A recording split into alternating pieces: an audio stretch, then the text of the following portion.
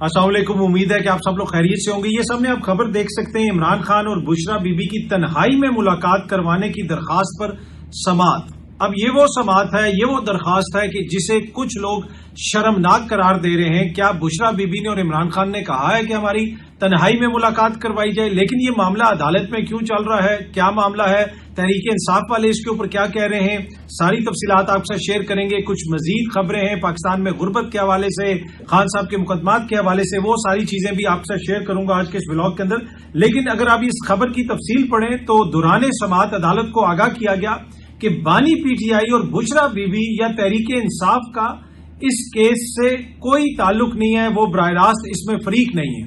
اگر وہ براہ راست فریق نہیں ہے تو پھر یہ سماعت کے لیے کیوں مقرر کی گئی درخواست؟ آپ کو یاد ہوگا کہ ابھی ایک آدھا دن پہلے ہی جب معزز جج صاحبان 5 جج صاحبان چل کے گئے، انہوں نے سپریم کورٹ میں جا کے درخواستیں جمع کروائیں، تو اس میں یہ کوشچن اٹھا کہ جناب یہ تو براہ راست آپ اس طرح متاثر نہیں ہیں، آپ کس طرح اس کو مفاد عامہ کا معاملہ کہہ سکتے ہیں؟ تو لہٰذا اس کے اوپر اعتراض لگا کے ان کی درخواست ان کو واپس کر دی گئی۔ لیکن یہاں پہ ایک تیسرا بندہ اٹھتا ہے، وہ یہ کہتا ہے کہ بشرا بی بی کی اور عمران خان کی تنہائی میں ملاقات کروائی جائے۔ اب اس سے جو زومانی قسم کی گفتگو ہوگی، جس قسم کی باتیں ہوں گی، وہ آپ کو بھی پتا ہے، لیکن اس درخواست کے اوپر کوئی اعتراض نہیں لگتا اور وہ درخواست اس پہ ڈائری نمبر بھی لگ جاتا ہے، درخواست سماعت کے لیے مقرر بھی ہو جاتی ہے۔ عمران خان صاحب کے جو بنیادی حقوق ہیں، بشرا بی بی کے جو بنیادی حقوق ہیں، اس کے حوالے سے جو درخواستیں پڑی ہوئی ہیں، جو وہ خود درخواستیں دیتے ہیں، وہ درخواستیں نہیں لگ رہی۔ یہ تیسرا بندہ ایک اٹھ کے آیا ہے، وہ کہتا ہے جی میں محب وطن شہری ہوں، میرے کہنے پہ ان کی ملاقات کروائی جائے، وہ درخواست لگ جاتی ہے۔ یہ ساری تفصیل ہے اس کے اندر۔ اس میں جناب عدالت کے اندر بھی یہ بتایا گیا کہ جناب ان کا کوئی براہ راست تعلق نہیں ہے، نہ ہی تحریک انصاف سے، نہ ہی عمران خان سے، نہ ہی بشرا بی بی سے۔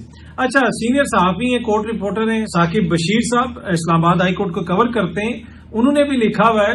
تو ناظرین، معاملات شرم و حیا سے عاری ہو چکے ہیں۔ اب میاں بیوی نے کیا ازدواجی تعلق رکھنا ہے، یہ میاں بیوی کا نہیں بلکہ تھرڈ پارٹی جو ہے اس کے بارے میں فیصلہ کرے گی۔ شرم کا مقام ہے کہ ایک درخواست گزار نے عمران خان اور بشرا بی بی کے حوالے سے اسلام آباد ہائی کورٹ میں یہ درخواست دائر کی جو متاثرہ فریق نہیں ہے، اس کے باوجود رجسٹرار آفس نے درخواست پر اعتراض عائد کیا، نہ ہی جو جسٹس ارباب طاہر صاحب نے جنہوں نے آج یہ سماعت سنی، بلکہ جج صاحب نے 10 قدم آگے بڑھ کے چیف کمشنر حکومت پنجاب جیل حکام کو نوٹس بھی جاری کر دیے اور جواب بھی مانگ لیا۔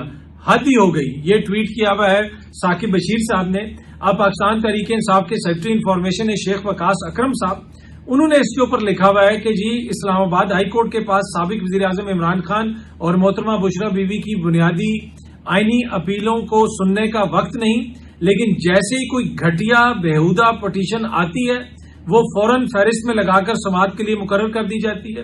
یہ ہے عدالتی انصاف کا نیا چہرہ۔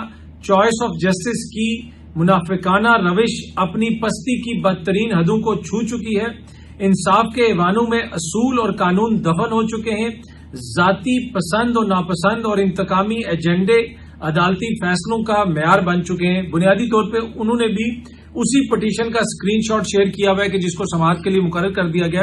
تو یہ ایک انتہائی غیر معمولی صورتحال ہے کہ ایک بندہ جس کا کوئی تعلق ہی نہیں ہے وہ جا کے عدالت کو کہہ رہا ہے کہ عمران خان صاحب کی اور بشرا بی بی کی تنہائی میں ملاقات کروائی جائے، اور سونے پہ سہاگا کہ یہ سماعت بھی اس پہ ہو رہی ہے، اس کے اوپر کوئی اعتراض بھی نہیں لگا، اور اب نوٹسز بھی جاری کر دیے گئے۔ اچھا، آج اڈیالہ جیل کے باہر علیمہ خان صاحبہ بھی موجود تھیں، اور اس کے ساتھ ہم نے دیکھا کہ وہاں پہ پاکستان تحریک انصاف کے پنجاب سے تعلق رکھنے والے لیڈران، party ticket holders, M P A, senators, وہ بھی بڑی تعداد میں وہاں پہ موجود تھے۔ یہ سامنے آپ تصاویر دیکھ سکتے ہیں، علیمہ خان صاحبہ کھڑی ہیں، ساتھ ان کے اون عباس بپی صاحب کھڑے ہیں، دیگر لوگ بھی وہاں پہ موجود تھے جو پنجاب بھر سے وہاں پہ گئے ہوئے تھے۔ عالیہ حمزہ ملک صاحبہ نے کل ہی ہدایات جاری کی تھی کہ دونوں دن جب بھی وہاں پہ سماعت ہوگی، جو پاکستان تحریک انصاف کے پارٹی ٹکٹ ہولڈرز ہیں، یعنی ایم پی اے کے یا ایم این اے کے ٹکٹ ہولڈرز ہیں، پنجاب سے الیکٹڈ لوگ ہیں، سینیٹرز ہیں جن کے اپنے علاقوں میں کوئی سیلاب یا کوئی ایسا ایشو نہیں ہے، وہ وہاں پہ پہنچے۔ اور پھر ہم نے دیکھا کہ آج بڑی تعداد میں وہاں پہ یہ لوگ پہنچے تھے، اور عالیہ حمزہ ملک صاحبہ نے جس طرح کہا تھا کہ عوامی وہاں پہ اسمبلی لگائی جائے۔ اب آپ امیجن کریں کہ ہر پیشی کے اوپر پاکستان تحریک انصاف کے کتنے ایم این اے ہیں، 70-80 MNA हो गए, इनके 100 से ज्यादा MPA हो गए, इसी तरह खैबर पख्तूनख्वा के 500-600 बंदा तो इनके टिकट होल्डर्स वगैरह को मिला के तो 1000 से भी ऊपर बंदा चला जाता है।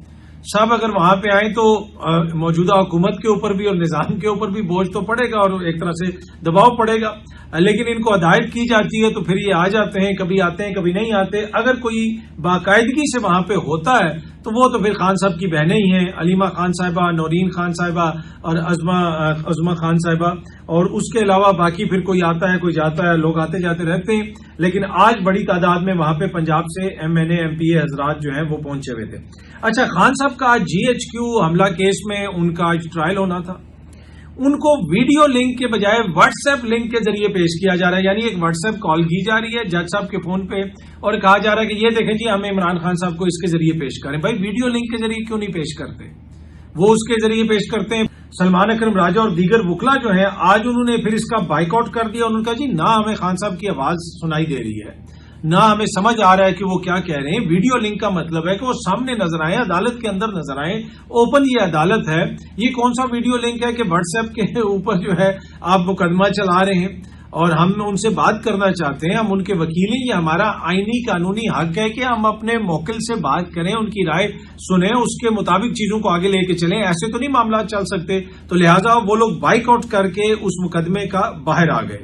अच्छा जी, पेशावर हाई कोर्ट से ईमान मजारी साहिबा का और हादी अली चट्ठा साहब की जो है राहदारी जमानत मंजूर कर ली गई है। इन दोनों के ऊपर आपको पता है कि इस्लामाबाद हाई कोर्ट बार के जो सदर हैं वाजिद गिलानी साहब, उन्होंने मुकदमा दर्ज करवाया हुआ है जिसमें दहशतगर्दी की दफातनी है। आज वहां पे ये मुकालमा भी हुआ जब वो वहां पे मौजूद थे। उन्होंने कहा कि चलें इसी बहाने आज आप पेशावर तो आगे से ईमान मजारी साहिबा ने कहा कि जी मेरी तो कोशिश होती है हमेशा से बलोचिस्तान के लोग हो जाएं, KPK के लोग हो जाएं, उनकी आवाज बनूं, लेकिन वहां पे भी ये चीज भी जेर बहस आई कि बार के सदर ने अपने ही वकला के ऊपर इस तरह का मुकदमा दर्ज करवा दिया है। इससे आप अंदाजा लगा सकते हैं कि वो लोग भी हैरानी का वहां पे इजहार कर रहे थे मोअज़्ज़िज़ अदालत के अंदर। लेकिन अब बड़ी खबर यह है कि दोनों जो ये मोअज़्ज़िज़ शख्सियात हैं इनको 9 अक्टूबर तक गालिबन राहदारी जमानत मिल गई है पेशावर हाई कोर्ट से। अब पंजाब के अंदर जो सैलाब ज़दगान हैं उनकी मदद के हवाले से कहा जा रहा है कि सैलाब ज़दगान की मदद वज़ीर आला रिलीफ कार्ड से होगी, बेनजीर इनकम सपोर्ट प्रोग्राम से नहीं। अज़मा बुखारी साहिबा ने यह कहा है। अब इससे पहले आपको याद होगा कि बिलावल साहब ने मुतालबा किया था कि ये सैलाब ज़दगान की मदद बेनजीर इनकम सपोर्ट के प्रोग्राम के तहत की जाए। ये कह रहे हैं कि नहीं, ये वज़ीर आला का जो रिलीफ कार्ड होगा उसके तहत मदद होगी। अब दोनों की अपनी अपनी राय हो सकती है, अपना अपना इस पे मौकिफ हो सकता है, लेकिन वहां पे लोग डूब रहे हैं। एक पार्टी चाह रही है कि जी हमारी जो लीडर हैं उनके नाम पे जाए, सारी फंडिंग उनके नाम पे जाए ताकि हमारा जो है वो एक तरह से सियासी कैपिटल बढ़े।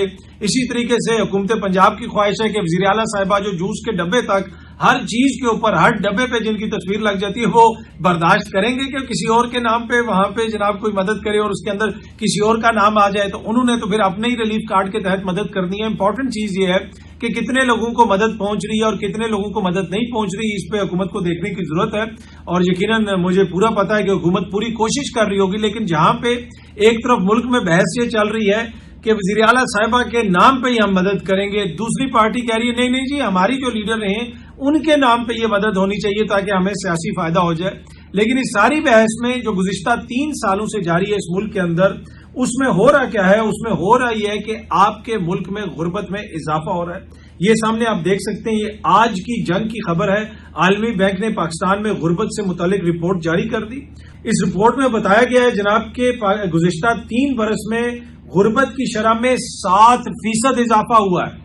जब से ये लोग इक्तदार में आए हैं 7% गुर्बत में इजाफा हो गया है। ये कंजर्वेटिव एस्टीमेट है, कुछ लोग तो ये कहते हैं कि इससे भी ज्यादा गुर्बत में इजाफा हुआ है। रिपोर्ट के मुताबिक 2022 में गुर्बत की शरह 18% थी, 18.3% थी। अब आपने जहन में रखना है कि 2022 से पहले कोरोना आ चुका था। आलमी सतह पे जो गुर्बत में इजाफा हुआ, जैसे पूरी दुनिया बंद हुई, वो हमारे सामने है। लेकिन उस वक्त भी आपकी गुर्बत की शरह 18% थी और अब जो है गुज़िश्ता बरस आपकी गुर्बत की शरह 24.8% थी। अब ये शरह जो है वो कहा जा रहा है कि 25% से भी ऊपर जा चुकी है, लेकिन कुछ एस्टीमेट्स तो कहते हैं कि जी इससे भी ज्यादा है गुर्बत की शरह। اچھا، رپورٹ کے مطابق 2001 کے بعد جس وقت پرویز مشرف صاحب کی حکومت تھی، اس دور میں غربت کی شرح میں کمی ہونا شروع ہوئی تھی اور سالانہ تقریباً 3% کمی ہوتی تھی. لیکن 2022 کے حوالے سے بتایا گیا ہے کہ 2022 کے بعد غربت کی شرح میں اضافہ ہوا ہے. تو کافی عرصے سے پاکستان میں غربت کی شرح میں کمی ہو رہی تھی. پرویز مشرف صاحب کے دور میں پہلے 3% تھی، پھر جب نون لیگ کی حکومت آئی 2015 سے 2018 تک غربت کی شرح میں 1% کمی ہوئی، جو پہلے زیادہ ہو رہی تھی. لیکن اب ہم یہ دیکھ رہے ہیں کہ غربت کی شرح میں جب سے عمران خان صاحب کی حکومت کا خاتمہ ہوا ہے، جب سے یہ لوگ آئے ہیں جو اس چیز کے اوپر بحث کر رہے ہیں کہ میں اپنے نام سے عوامی پیسہ بانٹوں گا، دوسرا کہہ رہا ہے نہیں جی میرے نام سے آپ عوامی پیسہ بانٹیں، پیسہ عوام کا دینا عوام کو ہے لیکن کریڈٹ انہوں نے لینا ہے.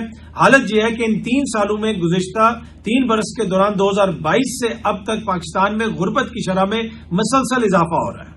اچھا جی، پاکستان میں اس وقت نئے صوبوں کی بات ہو رہی ہے. میاں عامر صاحب جو دنیا نیوز کے اونر بھی ہیں، اس کے علاوہ ان کی یونیورسٹیز وغیرہ بھی ہیں، چودھری عبد الرحمان صاحب ان کا بھی ایجوکیشن سے تعلق ہے، ایک ٹی وی چینل بھی ہے ان کا نیو نیوز کا، وہ اکثر جگہوں پہ جا رہے ہیں، صحافیوں سے بھی مل رہے ہیں، اسٹوڈنٹ سے بھی مل رہے ہیں اور نئے صوبوں کی بات کر رہے ہیں. اب اس میں آئیڈیا یہ ہے کہ پاکستان میں جتنے ضلع ہیں، جتنے ڈویژنز ہیں، ان سب کو صوبے بنا دیے جائیں. غالباً کوئی 33 کے قریب کہا جا رہا ہے کہ یہ سارے پاکستان میں صوبے بنا دیے جائیں. جب انڈیا بنا تھا تو ادھر 9-10 صوبے تھے یا اس سے بھی کم تھے، اس وقت وہاں پہ 30 سے زیادہ صوبے بن چکے ہیں. تو پاکستان میں بھی نئے صوبے بننے چاہیے.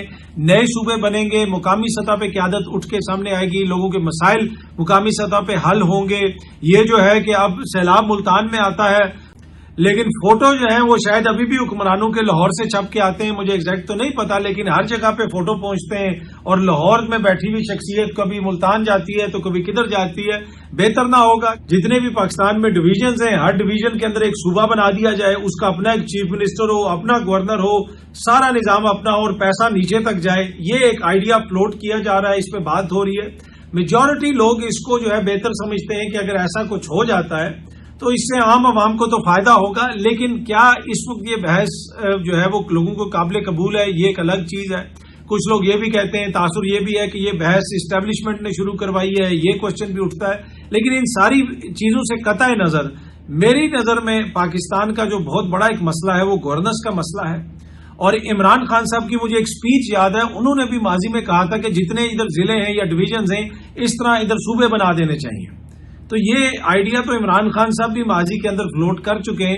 اگر اس طرح صوبے بنتے ہیں چھوٹے لیول کے اوپر، آج آپ دیکھ سکتے ہیں کہ اگر پنجاب میں 8-10 صوبے ہوں یا 12 صوبے ہوں، جتنے بھی ہوں، تو اس میں ہر جگہ پہ اپنا انتظام ہوگا، اپنا پیسہ ہوگا. یہ حالت نہیں ہوگی کہ جناب لوگ انتظار کر رہے ہیں ملتان میں بیٹھے ہوئے کہ جی لاہور سے کوئی فیصلہ ہوگا تو ہماری مدد ہوگی. اسی طرح خیبر پختونخوا میں، بلوچستان میں. تو آئیڈیا تو یہ بہت اچھا ہے. اب اس کے اوپر عمل درآمد ہو سکتا ہے یا یہ رائٹ ٹائم ہے یا نہیں ہے. اگر آپ دنیا کے ترقی یافتہ ممالک دیکھ لیں، وہاں پہ بہت سارے صوبے ہوتے ہیں، بہت ساری ریاستیں ہوتی ہیں. اکثر پاکستان میں یہ بھی کہا جاتا ہے کہ جی یہ جو صوبے ہیں یہ بڑے ہسٹورک ہیں، 7,000 سال پرانی تہذیب ہے تو 35,000 سال پرانی یہ چیز ہے. یہ ساری باتیں ہوتی ہیں، لیکن یہاں پہ کبھی بھی کوئی صوبے اس شکل میں تو نہیں تھے. اب جس طرح انڈیا پاکستان کی بھی بحث ہوتی ہے، اور اس میں نے ایک دفعہ یہ انڈین چینل پہ بحث ہوئی کہ جی وہ انڈیا کی تقسیم کر دی گئی، اور میں انڈین چینل پہ تھا. میں نے کہا یہ کتنی آپ نے جاہلانہ بات کی ہے، انڈیا تو کوئی کنٹری تھا ہی نہیں. یہاں پہ تو 500-600 ریاستیں تھیں. انڈیا تو کبھی بھی کوئی کنٹری نہیں تھا. برٹشرز نے آ کے یہاں پہ 2 کنٹریز کریٹ کی ہیں. کریٹ ہوا تھا انڈیا اور پاکستان. یہاں پہ کوئی ایسا ایک ملک انڈیا نہیں تھا کہ جس کو تقسیم کر دیا گیا. یہ ایک ریجن تھا، اور اس جو برے صغیر پاک و ہند کا ریجن تھا، اس میں مختلف ریاستیں تھیں. اگر آپ پاکستان کے اندر آپ دیکھ لیں، کلات، بھاولپور، ماضی میں جو ہے ملتان آپ کا علیحدہ صوبہ تھا، پشاور آپ کا پنجاب تک آتا تھا، پنجاب میں آتا تھا. تو بہت ساری چیزیں تھیں. تو ہسٹوریکلی کوئی انڈیا ایک ملک تو نہیں تھا، اور اس کے اندر یہ اس طرح کے صوبے تو نہیں تھے. یہ تو بعد میں نئے جب ملک کریٹ ہوا، 2 ملک کریٹ ہوئے، تو اس میں یہ اس طرح صوبے بن گئے. ادھر شروع میں غالباً 8-9 تھے، اب ان کے 30 سے زیادہ ہو گئے. ہمارے 4 تھے تو ابھی اتنے کے اتنے ہی ہیں. میرے خیال میں ایڈمنسٹریٹولی ہمیں اس کو دیکھنا پڑے گا، اور اگر اس کو بہتر طریقے سے کیا جاتا ہے عوامی منشا کے مطابق تو اس سے عوام کو کم از کم فائدہ ہوگا. آج کسی چھوٹے شہر میں بیٹھا ہوا شخص سوچ بھی نہیں سکتا کہ وہ اس ملک میں کوئی MNA بن جائے یا MPA بن جائے یا وہ آگے نکل جائے. لیکن اگر یہ ہوتا ہے تو پھر عام بندہ بھی جو ہے وہ زیادہ حصہ لے سکے گا. اس پروسیس کے اندر، پولیٹیکل پروسیس کے اندر اب یہ ہو سکتا ہے چیز آگے چلتی ہے یا نہیں چلتی، لیکن ذاتی طور پہ میں سمجھتا ہوں کہ گورننس کے اعتبار سے چھوٹے یونٹس ہونے چاہیے. میں نے یورپ کے مختلف ممالک میں دیکھا ہے، مختلف جگہوں پہ دیکھا ہے، اس کا جدھر بھی آپ نتیجہ دیکھیں وہ بڑی ایک پازیٹو آؤٹ کم ہوتی ہے. تو آپ دیکھتے ہیں کہ یہاں پہ یہ معاملات آگے چلتے ہیں یا نہیں چلتے، لیکن ایک بحث آج کل پاکستان میں شروع ہوئی ہے. پاکستان کے وزیر خارجہ، نائب وزیر اعظم، یہ سامنے آپ دیکھ سکتے ہیں، یو این کے جنرل اسمبلی کے اجلاس میں شرکت کے لیے وہاں پہ وہ موجود ہیں. جولانی صاحب سے ان کی وہ مضافہ ہو رہا ہے. یہ وہی جولانی ہے امریکہ میں ابھی پھر رہے ہیں جس کے سر کی قیمت غالباً ابھی بھی وہ جو امریکہ کا موسٹ وانٹڈ ٹویٹر ہینڈل ہوگا شاید ابھی بھی ادھر لگی ہو وہ چیز، جن کے سر کی قیمت $10 ملین تھی اور یہ خطے کا سب سے بڑا دہشت گرد تھا. اور پھر امریکہ نے تو وہ کہتے ہیں نا جی کہ وہ لانڈری لگی اور دھو کے نکالا. یہاں پہ تو امریکہ نے ڈرائی کلین کر کے بھیجا ہے، سوٹ شوٹ پہن کے. پہلے سر پہ پتہ نہیں کیا تھا جب ان کی وانٹڈ والی تصویر تھی اور کہا جاتا تھا کہ داعش سے، القاعدہ سے اور یہ اور وہ ان کا تعلق. اب ماشاءاللہ ٹائی شائی بنا کے انہوں نے جینٹل مین بنا کے ان کو ادھر بلا لیا ہے اقوام متحدہ میں، اور اب پوری دنیا کے سامنے ان کو جو ہے ایک طرح سے جسے آپ کہہ سکتے ہیں کہ ان کی ڈرائی کلیننگ ہو رہی ہے کہ جناب یہ دیکھیں کہ یہ نیا لیڈر آ گیا ہے شام سے. تو پہلے یہی امریکہ، یہی مغرب ان کو کیا کہتے تھے، اب ان کے حوالے سے ان کا اچانک جو ہے رویہ بالکل تبدیل ہو گیا. بہت جلدی آپ سب دوستوں سے دوبارہ ملاقات ہوگی. Thank you very much.